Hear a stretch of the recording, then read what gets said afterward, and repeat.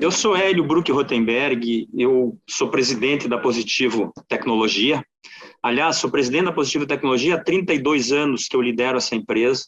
Fui um dos fundadores da empresa, adoro o que eu faço, me considero um empreendedor, sou empreendedor em tudo que eu faço, continuo empreendendo, continuo levando essa empresa para frente, cada vez diferente do que é no instante anterior.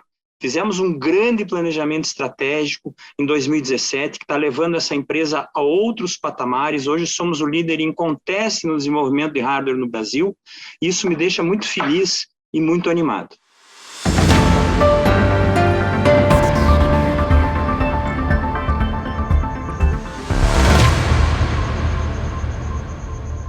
O processo eleitoral brasileiro é um processo bastante arrojado, tá?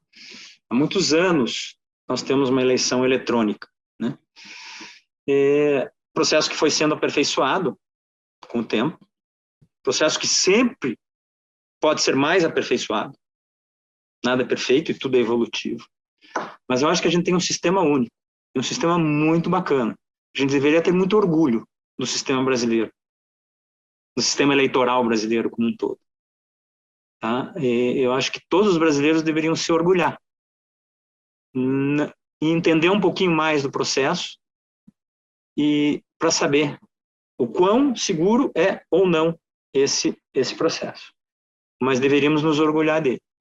Nós somos um mero partífice desse processo. O TSE nos encomendou uma urna de acordo com uma especificação que ele faz. Tá? Então, nós simplesmente estamos executando uma especificação feita pelo TSE. Do ponto de vista da urna, a gente julga extremadamente segura. Primeiro, que ela é isolada, né? Não há o que se falar de hacker, porque ela não está ligada na internet. Se ela não está ligada na internet, ela não pode ser invadida por um hacker. E ela tem processos de segurança enormes, enormes. Para ter uma ideia, quando você tecla, ela lê a tecla na ida e na volta. É um teclado especial para ter uma dupla segurança. Ela lê na ida e na volta. Um teclado, um computador normal só lê na ida. Tá? Então tem uma série de dispositivos seguros que pelo que eu entendo e pelo que os nossos engenheiros dizem, muito seguro. E o processo como um todo tem várias checagens ao longo do processo. Mas não sou eu que vou defender o processo, eu prefiro que o TSE defenda o processo eleitoral como um todo. Do ponto de vista da urna, eu digo, ele está exatamente de acordo com as especificações do TSE.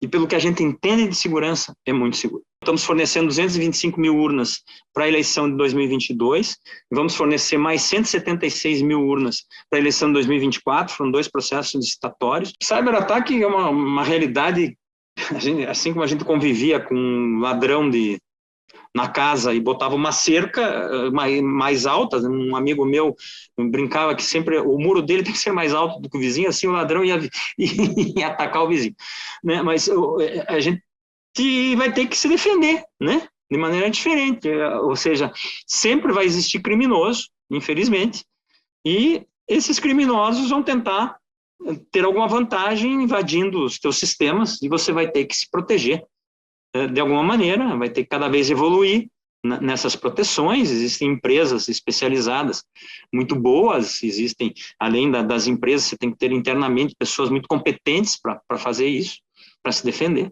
Mas toda empresa está sujeita a um ataque, não tem qualquer dúvida disso, né? E tentar se proteger, eu acho que é isso que tem que ser feito, não tem muito mais para dizer, ou seja, vamos ter que conviver com isso. Ponto. Então, o consumo de computador na pandemia aumentou muito, né? A gente voltou a níveis lá de 2011, para ter uma ideia, no mundo, né? Foi 360 milhões de computadores no mundo lá em 2011, foi 345 milhões de computadores ano passado, né? A gente voltou ao pico, né? Só não produziu mais, entregou mais, porque houve falta de componentes no mundo, ninguém estava preparado para esse grande crescimento. A gente também cresceu muito, entregou muito computador, e sim, é um problema. A gente conseguiu, pelo menos, eu te diria que talvez a coisa que mais eu tenha orgulho é de ter participado da informatização da classe média brasileira, da classe C brasileira. A classe C brasileira, até 2004, era alijada de computador também. E a partir de 2004, a gente conseguiu ser parte, claro que teve governo financiando, teve varejo financiando, teve todo um ecossistema que foi montado, de redução de impostos, mas a gente foi um dos líderes, vamos dizer, desse processo de levar esse computador affordable, né, que eu comentei no começo, para essa classe média brasileira. E a gente conseguiu realmente passar de menos de 30% de penetração para quase 70% de penetração na classe média. Depois até caiu com a crise e agora aumentou um pouco de novo. Infelizmente, uma classe D, uma classe E, até a ponta da D vai, o problema é outro, né? O problema é a moradia, o problema é a comida, o problema não chega a ser o computador. Mas a tecnologia chega a quase toda essa população através do smartphone. O smartphone foi um grande, vamos dizer, popularizador da tecnologia, democratizador da tecnologia. Porque você tem smartphones de R$400 financiados e virou um bem de primeira necessidade para todo mundo, para todo mundo. Quase toda a população brasileira tem smartphone, né? Nós temos mais smartphones em funcionamento hoje do que o número de habitantes no Brasil, né? Então, isso mostra que há uma penetração muito grande. E, bem ou mal, pelo menos isso chegou lá na classe D. E nós também somos partícipes, porque a gente tem essa linha positiva de smartphone muito barata. E até feature phone para aqueles que não conseguem ou não entendem o smartphone, que é aquele que só liga, né? E troca mensagem. Mas você tem lá o smartphone de R$400, 500, que realmente popularizou e conseguiu penetrar numa classe social que não consegue ter outra coisa, que tem outros problemas. Se a gente conseguisse levar um computador ou um bom tablet a todos os alunos brasileiros e ter conectividade a todos esses alunos, seria uma grande revolução no país, né? A divisão digital acabaria, né? E a pandemia trouxe isso, tá? Os governos compraram muitos computadores. Por uma questão até legal, que os governos têm que investir 25% da sua arrecadação em educação, e como gastou menos com as crianças em casa, e como a arrecadação foi boa em 2021, esses governos saíram comprando tablets e computadores como nunca. Nós estamos num momento que nunca vimos tantas licitações para compra de computador. Temos um pipeline de entregas de tablets, Chromebooks e notebooks Windows para alunos enorme, enorme, o maior que a gente já teve. Tá? E ainda tem mais licitações por vir. Então, esse é um grande começo. Eu diria que se houvesse um esforço nacional, de governo federal, governos estaduais, governos municipais, para não deixar nenhum aluno brasileiro sem uma conexão de internet e sem um dispositivo razoável para acessar a internet, para fazer as suas pesquisas, para fazer as suas lições de casa, para conversar com seus alunos, seria uma revolução única nesse país. Única. Seria a gente vê países como Uruguai, país muito menor, talvez mais fácil de resolver, um país mais rico que o Brasil, per capita, ele tem programa já há uns 10 anos que todos os alunos têm um computador, todos os alunos do Uruguai têm um computador. Me dá muita inveja disso. A gente vendeu vários desses computadores lá no Uruguai, nós temos uma JV na Argentina, e através dessa JV a gente vendeu no Uruguai, a gente conhece bem esse projeto. Mas seria, eu diria que disruptivo para o futuro do Brasil se todo aluno pudesse ter um dispositivo conectado. A gente faz um produto voltado ao consumidor brasileiro, com as características do consumidor brasileiro. Quando a gente fez um primeiro design, do primeiro desktop que mudava a face, porque a gente percebeu que o desktop ficava na sala da classe média brasileira, era como a televisão de antigamente, aquela televisão de tubo. O computador substituiu esse cara, era uma coisa muito importante, principalmente para a classe média, que tinha dificuldade de pagar esse computador, e dava muito orgulho quando ele conseguia levar esse computador para casa e mostrava para os vizinhos. A gente disse, não, tem que ser bonito. Não pode ser feio, tem que ser bonito, ele fica na sala desse consumidor. Ele tem que ter o preço certo, mas ele não pode ser qualquer coisa, né? Uma coisa dourada, prateada, que não é o que o consumidor brasileiro precisa. Foi isso que a gente foi aprendendo. Quando a gente lança o primeiro computador do varejo, a gente lança ele pronto para a internet. O que era na época o pronto para a internet? Ele vinha com aquela placa fax modem e com a conexão com a tele já embutida, porque o consumidor ele se batia tanto para... Daí não funciona, não tem internet. Sim, não tem placa, né? Então tinha que comprar a placa, ia lá na 23 de maio, ia não sei aonde comprar a placa fax modem. Depois tinha que ter um plano, tinha que falar com a Telesp, com quem fosse na época, com a Telefônica para fazer o plano. E a gente botou tudo no mesmo computador e botou um símbolo, era um redondo assim escrito, pronto para a internet. Foi quando a gente cresceu enormemente do mercado, entendendo que o consumidor brasileiro buscava uma solução, não buscava um computador, e sim uma solução para aquilo que ele precisava. E foi esse grande aprendizado que eu acho que nos trouxe até aqui. Estudar muito o consumidor, estudar muito o nosso mercado, estudar muito as empresas para quais a gente quer vender, as instituições públicas que a gente quer vender, e fazer esses produtos voltados a este consumidor. E evoluímos, claro, de computador para uma série grande de produtos, né? Hoje nós fazemos computador, nós fazemos smartphone, nós fazemos tablet, nós temos urnas eletrônicas, nós temos dispositivo casa inteligente, nós temos servidores, né? Então, nós temos tecnologia educacional, então a gente evolui as máquinas de pagamento. Então, a gente evolui de uma empresa monoproduto, que ficamos por muitos anos, que era computador, aonde a gente se especializou, e mudamos a estratégia para ser uma empresa multiproduto e múltiplos públicos, né? Então, a gente entra no consumidor, mas a gente entra no corporativo e a gente entra nas instituições públicas, com muita força em todos os mercados e todos os produtos. Em 2000 e pouco, nós contratamos uma empresa californiana chamada IDEO, que eu considero uma das melhores empresas de design do mundo, e é considerada uma das melhores empresas de design do mundo, para nos ajudar a desenhar, a projetar o nosso novo computador. E eles nos ensinaram uma coisa muito importante: pesquisar. Talvez seja o grande aprendizado que ele nos trouxe, mais do que o próprio design, foi pesquisar. O que eles fizeram nesse primeiro projeto deles? Eles disseram, eu quero estar em 5 famílias em São Paulo e 5 famílias no Rio de Janeiro, as 2 maiores cidades brasileiras, durante uma semana, com cada uma dessas famílias, para entender o hábito dessas famílias com relação ao computador. E pesquisaram tudo, foi aí que veio esse conceito da importância da beleza do computador na sala, do computador que os convites de casamento e as contas ficavam em cima, como na televisão no passado, e a gente aprendeu isso, e desde então a gente tem essa metodologia, entender o consumidor, ir lá, falar com ele, estar junto dele por muito tempo para entender tudo isso. E foi daí que a gente buscou essas características todas dos produtos e busca até hoje. Quando a gente entra no notebook atual e bota uma tecla Netflix. Por quê?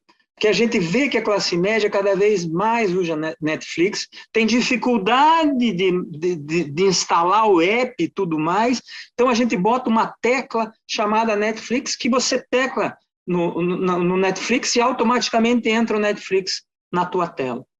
Quando a gente bota um reduzido numérico, mesmo nos computadores menores, no touchpad,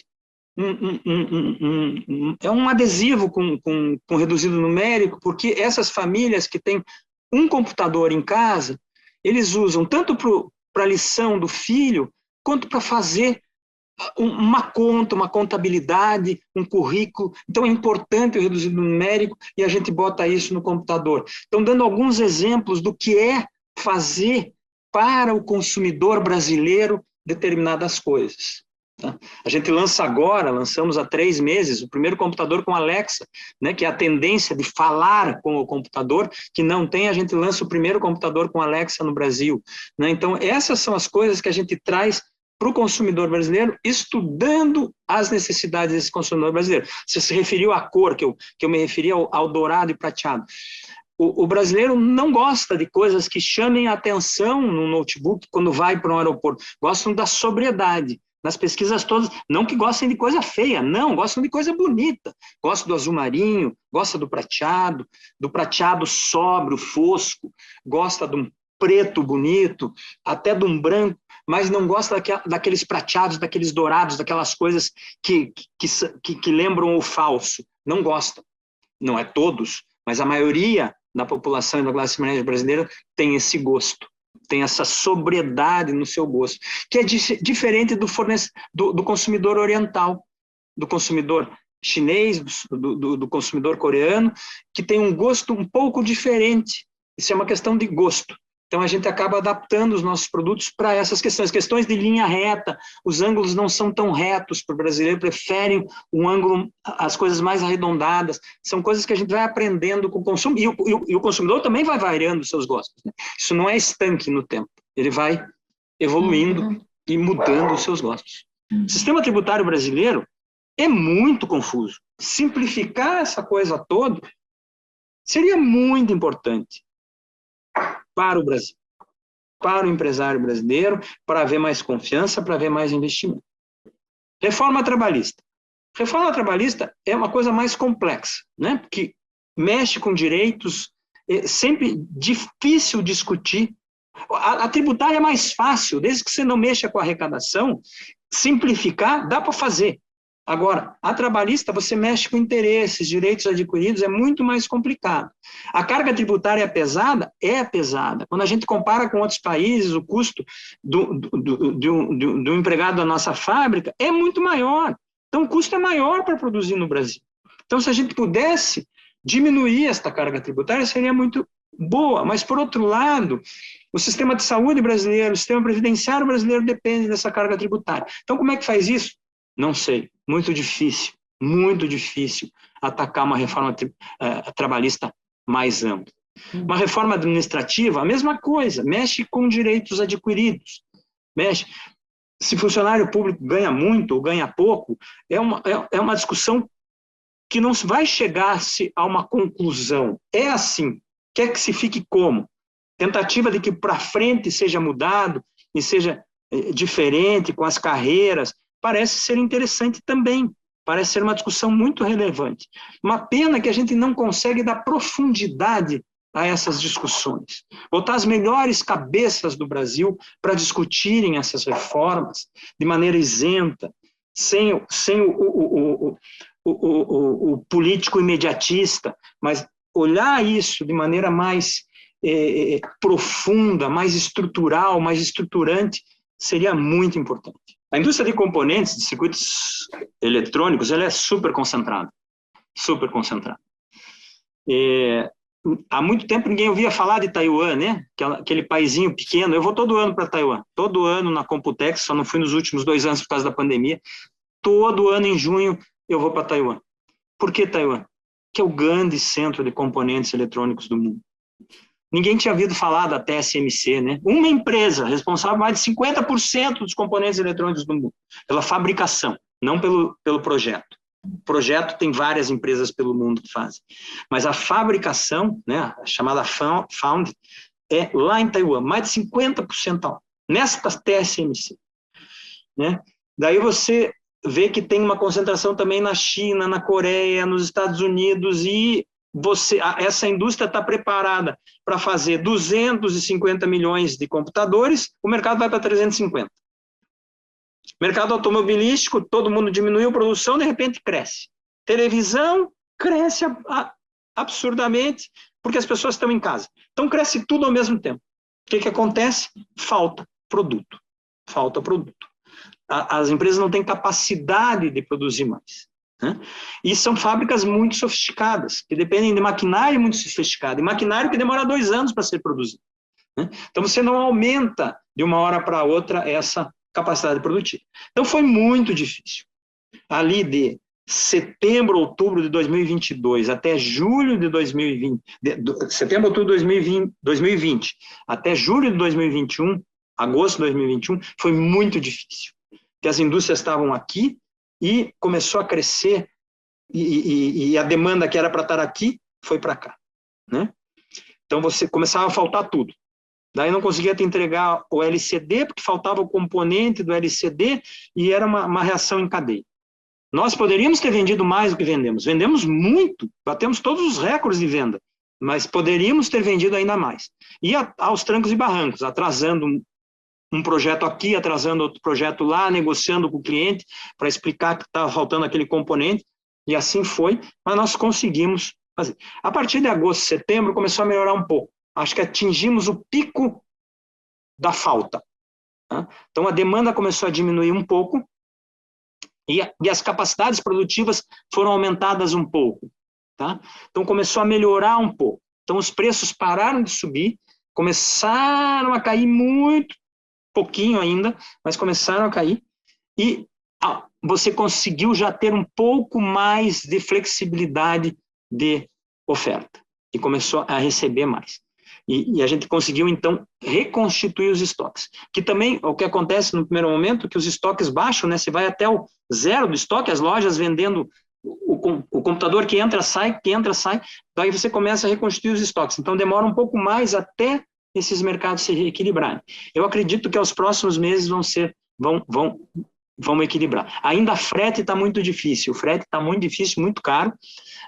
Poucas linhas voltadas ao Brasil, algumas foram desviadas, linhas de navios foram desviadas para outros países, com mais demanda ainda. Então, houve uma dificuldade muito grande também de frete.